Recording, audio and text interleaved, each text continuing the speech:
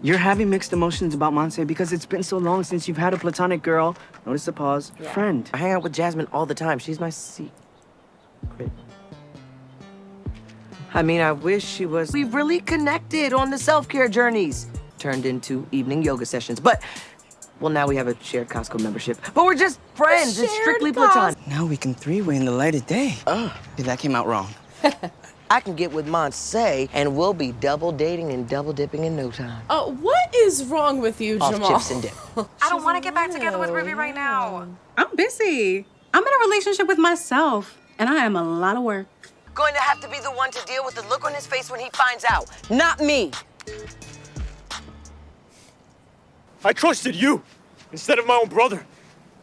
And look what happened. You all failed me, just like you failed him. Look, I know what you're doing, but that's not how we're doing this. You want out, you're out. Your debt's been paid. Bullshit. Why do you think Spooky almost died the night he got jumped out, huh? He wasn't just taking the punches for himself. Oh, no. Do you know I'm not worth saving? Nah, I got it all backwards. Spooky never felt worthy of you. Go on, get out of here. It's not safe. The tide's coming in. What? The tide. Oh, the beach. I thought he looked really messed up. He was taking it. He always wanted to leave Free Ridge. But He felt free here. This was the first place he came to after he got out of prison, where he'd want his daughter to come visit. I'm gonna finish what you started and become the man that you wanted to be. I'm going to build the life that you deserved.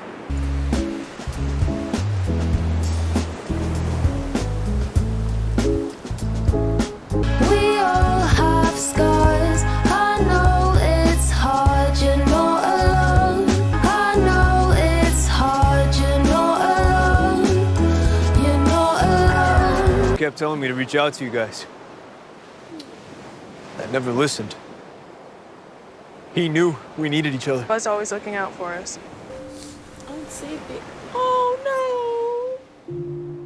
Don't do this to me.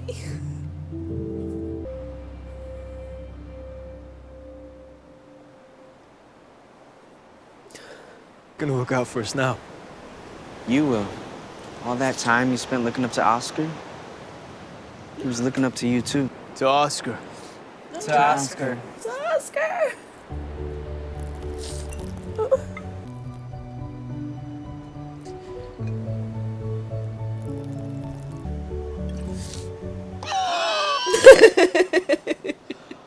Damn, that shit is strong. Is this a dream? Oh my god, it's Jamal. Is that Jamal's hand? Jamal, what are you doing? What is wrong with it? Okay, so there you have it. Episode 7. This is the last one of the night that I'm doing because I cannot cry anymore. I loved that episode. I thought that was perfect. What's the best, least cheesiest way that you can do a beautiful send-off to Oscar being the person he was, living the life that he was, in the place that he was? And that was awesome. You got to visit all of the spots that he went to, where he lived, where he played ball, all of these different places, these different things that made him ultimately the amazing person that he was before he died. It's ironic that I paused on the way that his skull was slightly sunken in. The attention to detail in this show with certain things blows my mind. That's why I love this show so much. It's so skillfully done. It's so smart. And I could see, like, he looked messed up. He looked so messed up. And I guess they're leading us to believe that they beat him so bad to near death because of the high rank he was and how long he was in it. But in reality, it was because he was taking it for him and Caesar. So the fact that Caesar didn't even have to stay, I think he felt some kind of sense of responsibility to take Spooky's place, Oscar's place. I say Spooky because Spooky was the person who was in the Santos. Oscar was not. So he felt this responsibility to take Spooky's place, and he didn't even have to.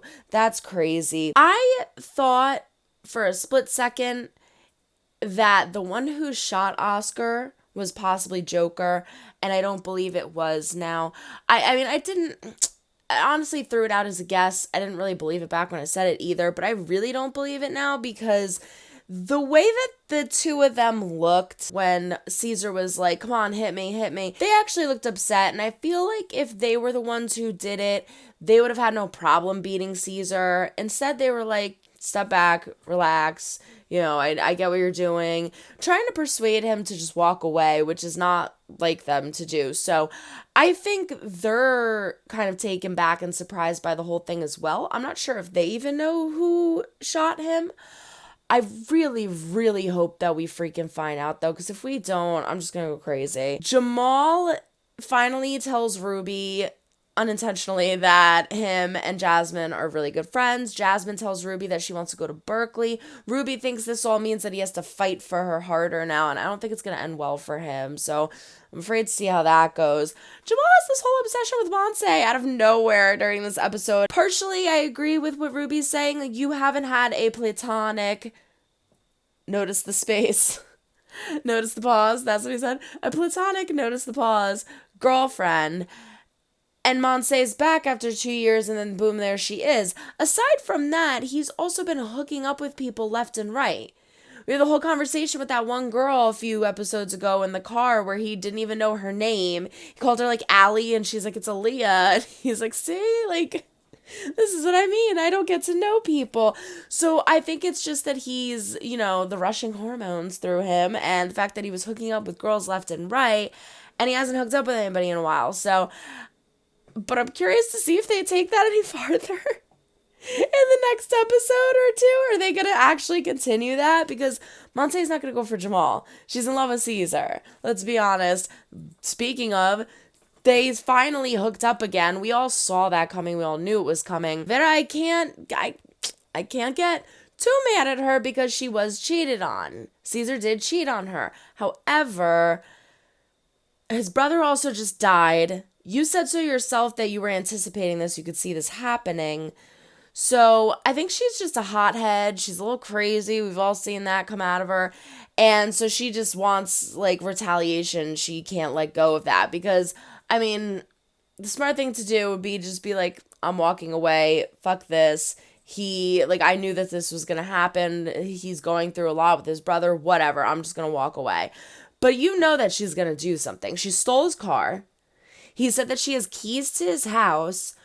She is going to attack Monse. She has to. If she wasn't threatened by Monse, if she was confident in herself that Caesar wasn't going to leave her, she wouldn't have even ever went up to Monse in the liquor store. But she did, which means that she's insecure and she's a little cuckoo and she wants to start confrontation. So I have no doubt in my mind that she is going to track Monse down and start something with her, and I'm afraid for that. But I think Monse can hold her own. I love the line. What was the line Jasmine said? Just because you're not scared doesn't mean you can't get your ass kicked? Or just because you're not scared doesn't mean you won't get your ass kicked. I don't see that happening, though. I honestly think, like, Monse is one of those girls that she doesn't fight because she doesn't have to, but if she has to, she'll freaking brawl. So, I don't know. I'm curious to see what happens there. We had Isabel go to Portland officially, I believe. Thought I was going to lose it a little more with her, so I'm glad that they didn't dwell on that scene. Yeah, I think that's, and we had no talk of little Ricky. Caesar was so distracted by everything, rightfully so, but so distracted by everything that he didn't even say anything to them. He never said anything. He never said anything. And he definitely had to have picked up on it because he smiled. So he would have been like, and looked puzzled if he didn't make sense of the name. But he smiled. So he has to know that it's little Ricky. I'm done for the night. I watched 7. I am done for the night. I have 3 more, but that will come for tomorrow because I can't handle anything else. Everyone throw a like over it. Just like if you do or do not like what you see, but comment down below. Let me know why. Subscribe if you have not yet. We do fun things here. Ring the bell to be notified when I upload new videos. Don't forget to check the link down in the description for my Patreon. Follow us on Instagram at star_chef_productions. And I need to do my nails because I picked all of them off because I'm so anxiety ridden right now. Oh, and Abuelita didn't go on the car ride. That makes me so sad. It's a rough season, but it's been freaking good so far. So long, everyone. Try to make someone smile today. You never know when you might need it next. Bye.